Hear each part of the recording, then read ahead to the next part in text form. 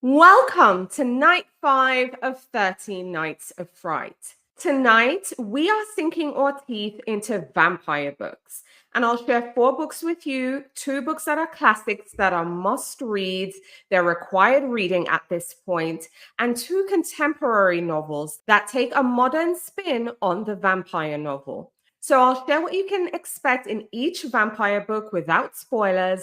Then at the end, I'll share the theme for tomorrow's night with you. The first book on my list is the OG vampire book. It's the most iconic, it has one of the most enduring figures.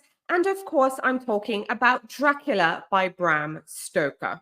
Tonight, I'm featuring my penguin cloth-bound edition of Dracula. And Dracula features, again, the most enduring vampire I feel in horror literature, Count Dracula. And this really just defined how we see vampires across all generations since publication. Now, anyway, in this novel, we meet Jonathan Harker. He's a solicitor. He travels to Transylvania to meet this mysterious Count Dracula, but more importantly, to help him with some legal matters. But once he arrives at the Count's eerie castle, Harker quickly realizes that he is trapped in the lair of Count Dracula, and he is experiencing something even more terrifying than he could have ever imagined. Now, Dracula has his sights set on England, of which chaos and terror would follow. So we see it leading to a showdown between the Count and a group of brave souls who are determined to stop the Count from getting to England and just unleashing all kinds of things. Now, in Dracula, you can expect that moody Gothic setting, of course, intense suspense, and of course, just the iconic and timeless theme of good versus evil. Now, Dracula is a must read for anyone who loves vampire stories, okay? Again, dark, atmospheric, a lot of iconic moments that have just defined vampire fiction. So if you haven't already, be sure to read Dracula by Bram Stoker.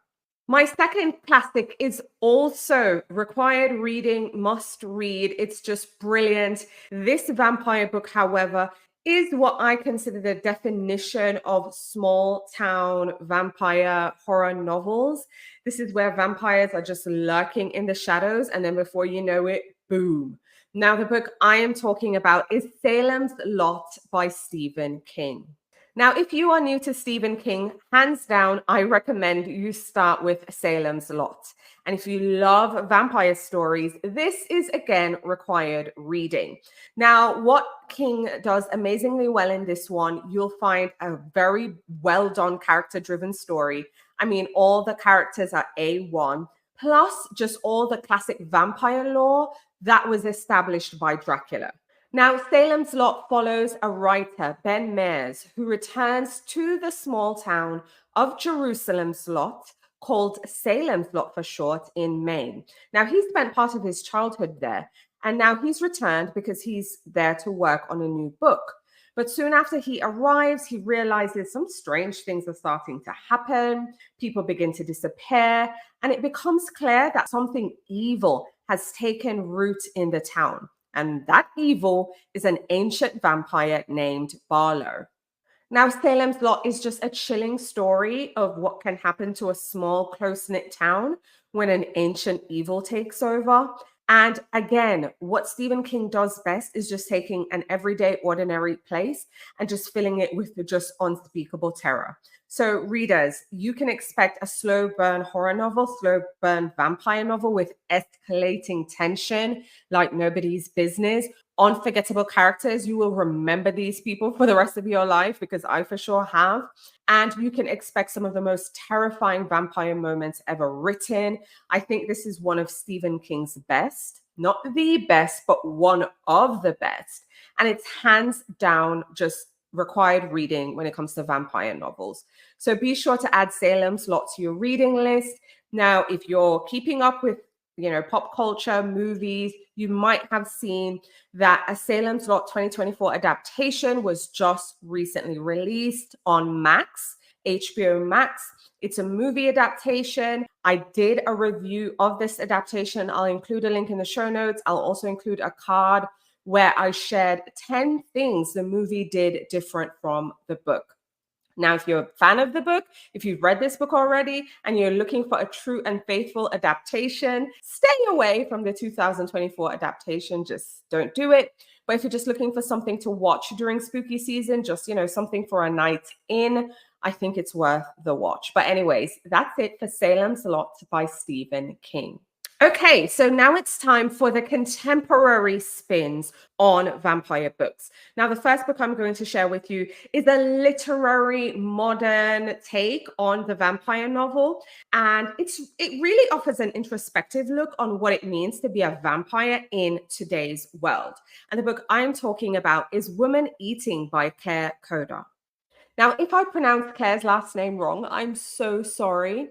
But Woman Eating is just a brilliant, modern, introspective take on what it means to be a vampire in today's world, how you balance the hunger for blood with the desire to live among humans. Now, Woman Eating follows Lydia, a young mixed race vampire living in London.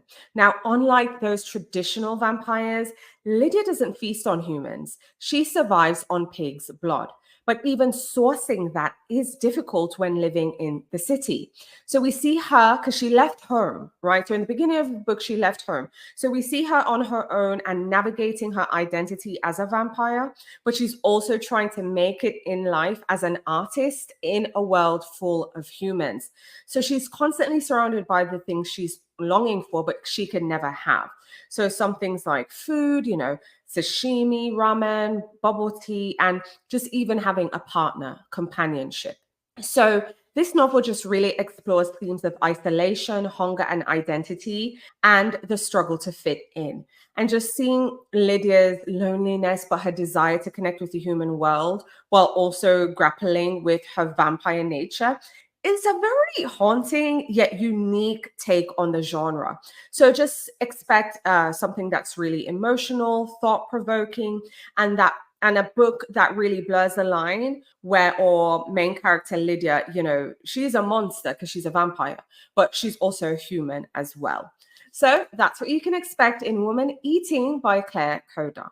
And the next contemporary book on my list is a more fast-paced, thrilling vampire novel. I feel this is juicy as it is, bloody. So if you're looking for a vampire book that blends horror, but also female friendship with a kind of playful tone, then I want to recommend So Thirsty by Rachel Harrison. Now, So Thirsty really balances that horror of a vampire novel, but something more modern and fun and also juicy. And in this one, we meet our main character. Her name is Sloane, and she's feeling really stuck in her life. Her birthday's coming up. Unfortunately, her marriage is crumbling. She's feeling very restless. She's not sure where she is in her life or where she's heading. When you're just at that confused state, that's where we find Sloane. Now, again, like I said, her birthday is coming up, and her husband surprises her with a girls' weekend, right? He has this weekend getaway planned for her. She's going to go with her best friend, not her husband, which I found interesting. But anyway, so she goes off with her friend for this girls' weekend. And what starts off as, your typical girls' weekend quickly spirals out of control when they meet a group of mysterious strangers, leading to a night of indulgence. And this night changes their life forever. Okay, you're just going to have to read it to see. But essentially, we see Sloane now go on a journey, whereas before it was just like, the typical human problems when it comes to figuring out who you are and where you are and what you want and just transforming.